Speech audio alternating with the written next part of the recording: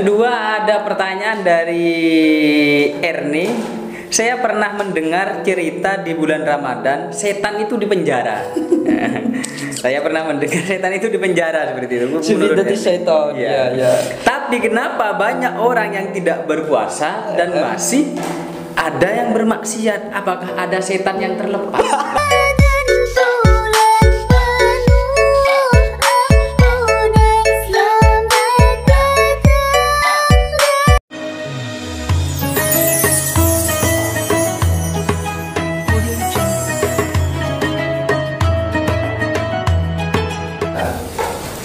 Assalamualaikum warahmatullahi wabarakatuh. Waalaikumsalam warahmatullahi. Kembali lagi di channel Ansor Milenial, dedikasi untuk negeri, salam satu komando. Salam satu komando. Yang tentunya kita masih dalam program bulan puasa ya, yaitu Nastar, ngaji santai seputar Ramadan. Pada kali ini di event yang sangat berbahagia, yaitu episode 2 pada Nastar kami, yang mana tetap yaitu nara hubung kita yaitu Gus Ali Mahfud. Berat Gus. Udah level Gus. Iya. Gus beda kita ya Gus ya. Gak Gus level 1 lah. Iya. Kita malam sekarang Gus. Jadi monggo kita minum dulu kopinya Gus. Monggo kepada pemuda milenial kita nikmati dulu kopinya. Sediakan ya repot ini. Iya. Monggo Gus. Minum dikit nggak batal kali ya? Bismillah. Wah, nikmat sekali. Oke. Flashback ke ngaji santai kemarin kita, yaitu Nastar, yang sudah alhamdulillah sudah ditonton oleh anak milenial sedemikian ribu sedikit seperti itu Gus. Yang mana di sini banyak sudah di lapangan komentar itu ada yang menanyakan tentang permasalahan-permasalahan seputar bulan Ramadan itu Gus. Jadi salah satunya di bulan puasa ini memang kami khusus program Ramadan ya Gus. Nanti untuk selebihnya kami ambil entah kajian apa terserah seperti itu. Yang penting dari permintaan dari pemuda milenial kami selalu sajikan yang terbaik. Tapi untuk khusus bulan Ramadan kita nastar dulu seperti itu. Lanjut ya Gus. Ini rangkuman dari beberapa pertanyaan pemuda milenial. Ada yang mention langsung gitu. Iya, ada yang langsung mention. Juga ya ada yang add sampai WA gitu deh. Ya, langsung kepada pertanyaan yaitu Lailatul Fitri ya. Ini langsung ya Gus, biar kita waktunya sama-sama enak. Lailatul Fitriyah, kapan asal usul bulan Ramadan dinamakan bulan Ramadan Gus? Dan kenapa umat Islam diwajibkan puasa? Jadi kapan asal usul bulan Ramadan dan dinamakan? Kenapa dinamakan bulan Ramadan dan kenapa umat Islam diwajibkan puasa seperti itu? Ini dari Lailatul Fitriyah seperti itu. Monggo dijawab Bu. Berarti ini kaitannya ke sejarah ya? Lah ya. Sejarah ini. Mungkin kalau kapan itu disyariatkan oleh Allah Subhanahu wa taala kepada Nabi Muhammad, itu sejarahnya ketika beliau hijrah ke Yatsrib. Oh iya ya. Tahun kedua beliau hijrah ke Yatsrib atau yang dikenal dengan Madinah lah. Madinah. Beliau hijrah tahun kedua, disitulah Allah Subhanahu wa taala mensyariatkan puasa untuk umat Islam. Karena awalnya Rasulullah itu beliau hijrah melihat beberapa orang Yahudi yang berpuasa di 10 Muharram. Tanggal 10 Muharram. Ya. Barulah Rasulullah juga menganjurkan umat Islam untuk berpuasa 10 Muharram. Kenapa orang-orang Yahudi itu berpuasa di 10 Muharram? Karena mereka memperingati hari di mana mereka selamat dari kejaran Firaun. Karena di 10 Muharram itu mereka selamat dari kejaran Firaun. Dari kejaran Firaun ya. Akhirnya mereka berpuasa dan Rasulullah melihat itu sesuatu yang baik lalu menganjurkan itu kepada umat Islam. Lalu kemudian Allah Subhanahu wa taala di tahun itu juga menganjurkan umat Islam untuk berpuasa dengan turunnya ayat ya ayyuhalladzina amanu kutiba alaikumusyiyamu kama kutiba alal ladzina min qablikum, ya. Dan kenapa dinamakan bulan Ramadan ya?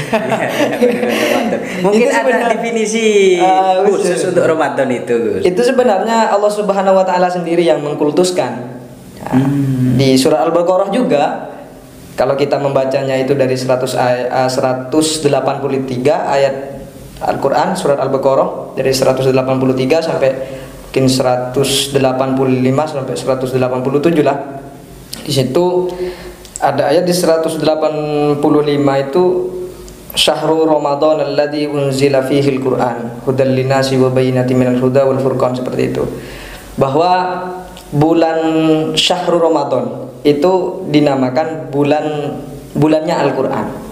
Karena pada bulan Ramadan Al-Quran itu diturunkan minal lauhil mahfudih ila sama'id dunya min lailatul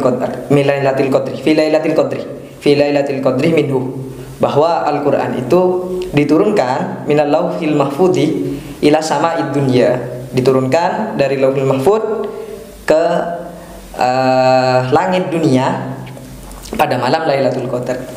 Ramadan itu sendiri ya ada beberapa ulama yang menafsirkan seperti itu. Cuma saya lebih kepada tafsir yang saya kaji di pesantren, yakni tafsir Jalalain, bahwa kiai itu pernah mengatakan bulan Ramadan itu ya bulannya Al-Qur'an. Istilah lain ya bulan yang suci, seperti itu.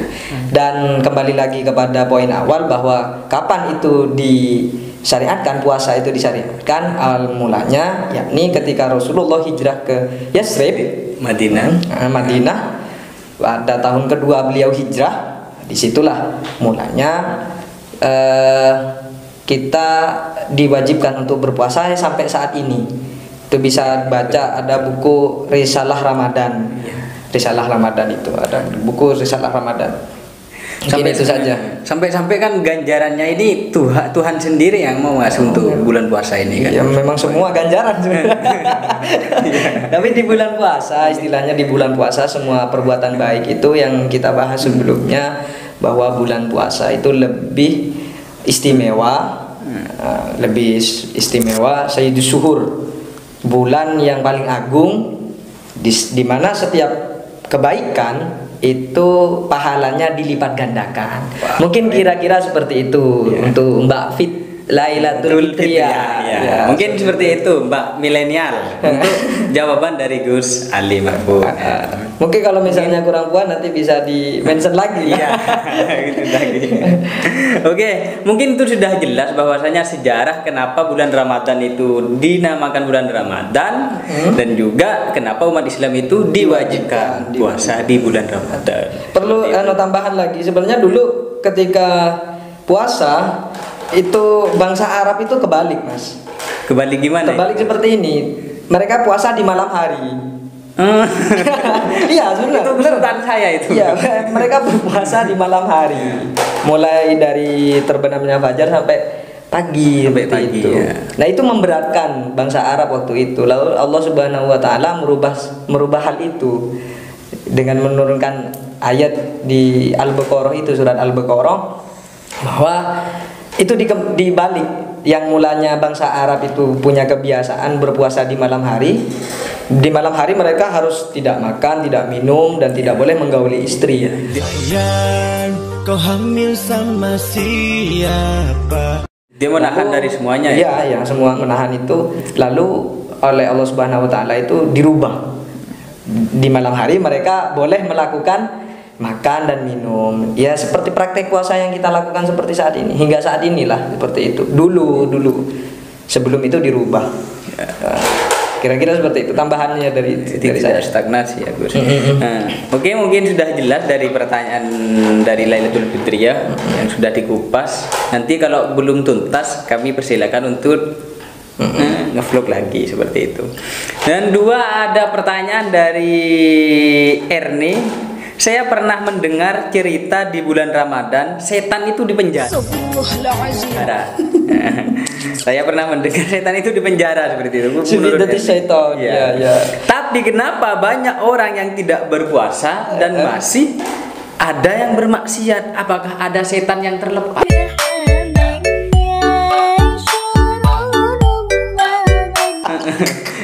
Ya Gus, karena kembali flashback saya dari dulu itu ngaji itu sama kiai dari ke Ustadz Sepina Sulam itu mengatakan bahwasanya di bulan puasa ini setan memang di penjara gitu. Kalau saya kalau dulu ya waktu kecil teman saya kalau bulan Ramadan itu berani pulang dari tempat ngaji itu, dari tempat ngaji ke rumahnya di malam hari itu berani karena kata dia setan nggak ada yang dan mungkin mengganggu, tidak mungkin mengganggu karena di penjara. Pertanyaannya barusan seperti apa? Apakah ada setan yang terlepas? Ya, itu waduh itu berat.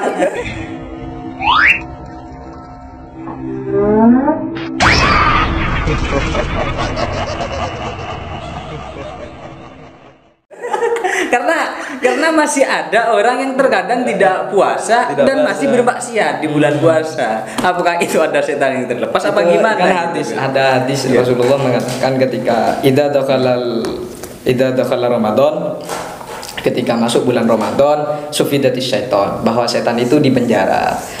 Wa futihat abwabul jannah, dibukanya pintu-pintu surga dan ditutupnya pintu-pintu neraka. Di situ para ulama tentang hadis tersebut ada dua pemaknaan. Seperti apakah gerangan? Yang pertama itu pemaknaan secara literasi, artinya sesuai dengan teks hadis tersebut, sesuai dengan isi dari hadis tersebut. Artinya secara makna hakiki memangnya seperti itu, setan di penjara seperti itu. Makna-makna secara hakikinya, secara literasinya, bunyi dari hadis tersebut bahwa ada setan yang di penjara, dibelenggu, dibukanya pintu-pintu surga lalu ditutupnya pintu-pintu neraka. Jadi yang pertama itu adalah makna secara hakikinya, secara literasi arti lain adalah secara isi dari teks hadis tersebut. Itu yang pertama. Terus yang kedua itu makna secara majazi, secara majas. Ya. Ya. Yang pertama itu secara hakiki, sesuai dengan isi teksnya secara literasi, di literatur. Yang kedua itu secara majazi, bahwa yang dimaksud dibelenggunya setan, intensitas perilaku kita melakukan maksiat itu menurun. Karena sejatinya puasa itu kan menahan diri kita dari semua perilaku yang tidak baik. Seperti itu. Persoalan masalah ada orang yang tidak berpuasa bukan itu, lalai di dalam perintah syariat. Bukan kemudian diartikan apakah ada setan yang terlepas lalu menggoda. Ya kan? Ya tidak mungkin seperti itu, ada setan keluyuran gitu. Takutnya saja, Gus. Wah itu kan aneh, tapi ya gimana, saya apresiasi. Orang kok bisa gitu, berpikir seperti itu. Ya, saya sendiri tidak sampai gitu loh. Yang dimaksud hadis tersebut secara majas, dibukanya pintu-pintu surga itu adalah bagaimana kita ajang memperbanyak amaliyah. Karena di bulan tersebut, di bulan Ramadan ini, momentumnya adalah semua perilaku kebaikan itu double pahalanya. Pahalanya itu berlipat ganda dan banyak sekali kebaikan-kebaikan yang ada di bulan Ramadan ini. Seperti itu. Kalau kita melihat keberkahan bulan Ramadan, intensitas, kayak yang dimaksud intensitas penurunan orang berperilaku maksiat. Saya pernah seperti ini, Mas. Saya datang ke Pasuruan, Kota Pandaan, di salah satu daerah yang mungkin banyak orang kenal. Itu Tretes. Ada pemandangan yang tidak lazim saya lihat waktu itu. Pemandangan baru lah. Di Tretes itu bukan saya katakan tidak, ya ini ya biasanya yang orang kenal ketika pertama kali mendengar kata tretes pasti apa dalam tanda kutip pasti hal-hal yang ada apa, istilahnya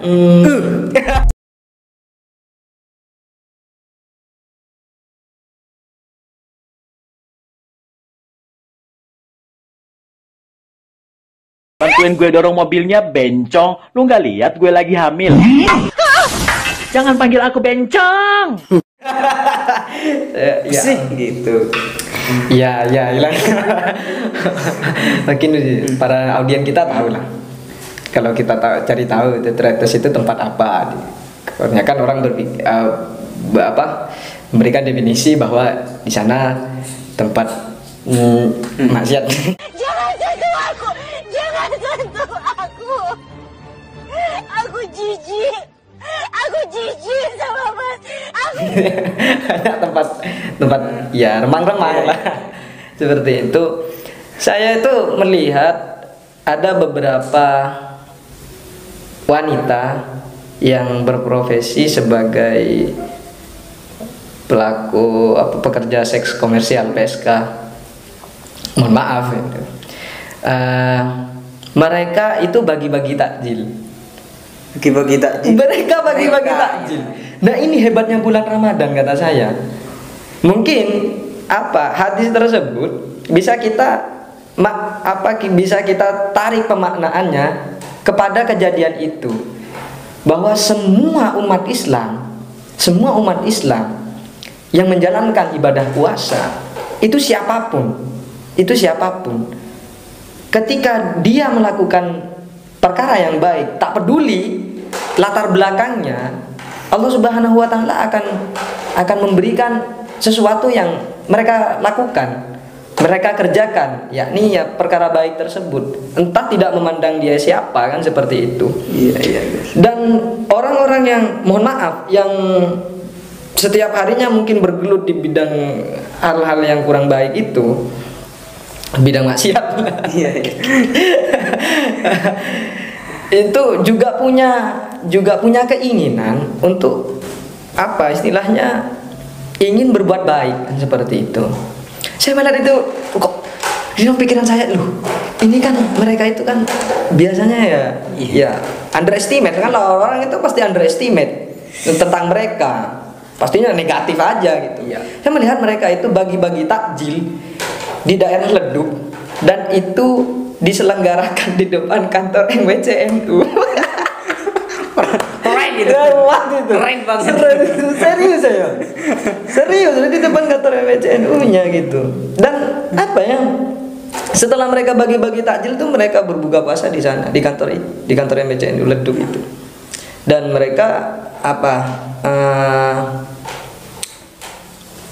istilahnya yang mungkin kultum lah, itu ngaji bahwa di bulan Ramadan ini semuanya itu serba luar biasa lah kata saya. Contoh di iklan aja lah, iklan berbau-bau Ramadan, agak-agak syariat seperti itu.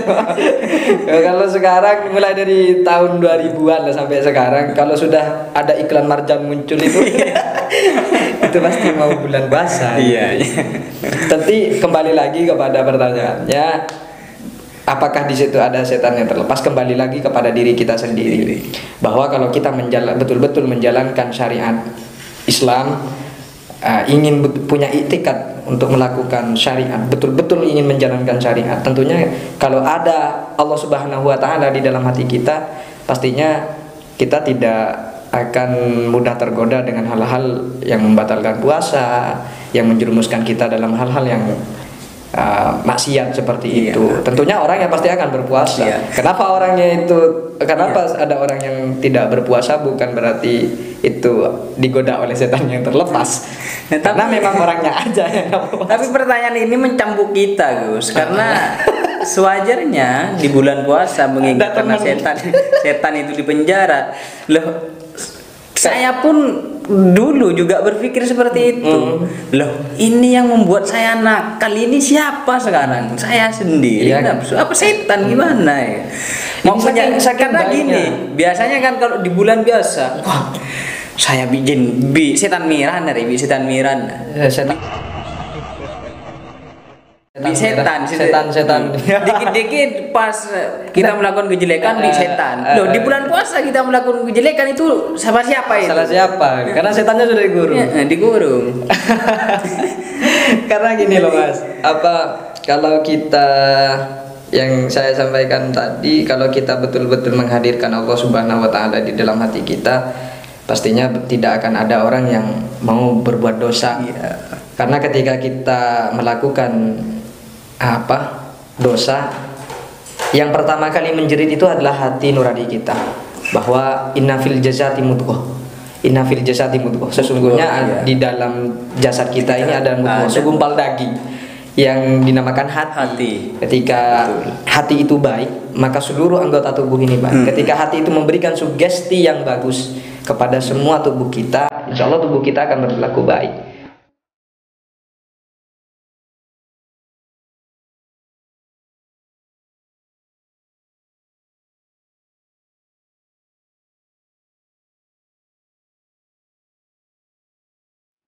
Seperti itu. Betul. Jadi kalau sekedar tambahan, ya kenapa?